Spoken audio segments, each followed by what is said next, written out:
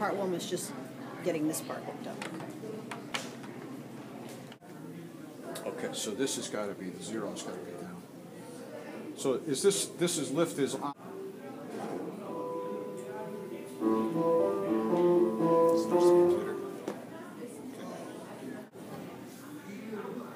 If I turn this off, we're going to get... What is that? No, because it's down now. We have the hum, but we don't have the screen that we had before. Yeah. So what do you switch? Oh, the power. That's just the power, Yeah, but... yeah. I mean, really, this should be powered off when you plug into a wall outlet, and you end up with this. And you get the pop when it turns on. That's because the amps are on all the time. That's the wrong sequence to do things, but that's kind of what we're going to start from nothing. Plug into the wall. I would use the L out because it's a mono send, right? There's not a stereo feed in the room, so there's no reason to split this or anything like that. Okay, so go into L to the wall. Then you should turn the board on so we get rid of the hum. White knobs and red knobs, when it's not in use, should be turned hard left. I always do gain first. It's okay to start around 12 o'clock. And does it say gain? It does indeed. You never want to have too much. You want to leave yourself headroom on your main mix, because then when you're running multiple sources, this turns up everything. When you're running multiple sources, this turns up the individual sources. So if we're running a speaker and through a microphone and then a presentation and an iPod all at the same time. So you got them all plugged in here. You come up with a level that you like on these, right? And then once you get people in the room, you're like, man, it's just not loud enough. You can give it a universal push here. Remember, a little goes a long way on the main knob, though. You just turned some stuff up here. How did you pick the ones to turn up? Or? It's all based on your source, right? You would only be turning stuff up that has an input. If you add inputs... Then you add a column. So let's add an input. That goes there.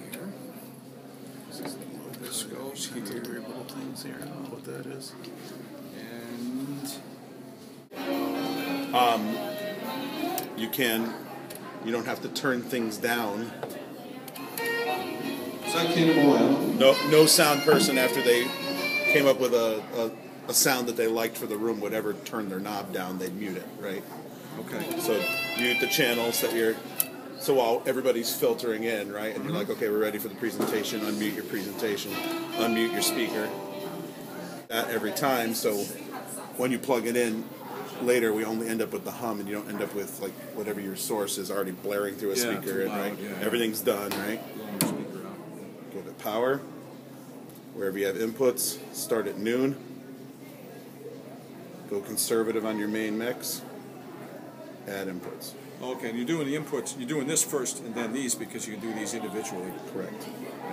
Okay. You only do this if you need more juice. Now here, unlike the normal setup, I mean, we can make some attempt to, although that's YouTube, but make some attempt to make that sound a little better too, because you have some equalization. Okay, and that's all. Typically you want your check 1, 2. Most people don't know how to properly use a microphone, so they tend to hold them here.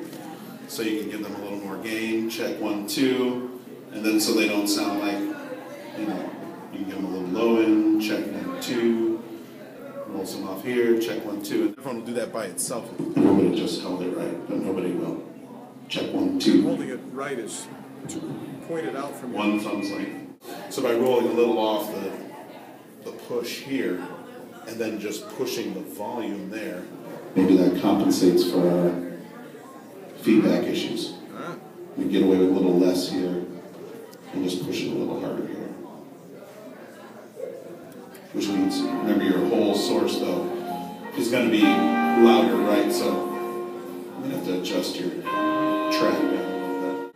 And if I'm doing music or I'm doing anything where sound matters, I would mess with the EQ, but that's me.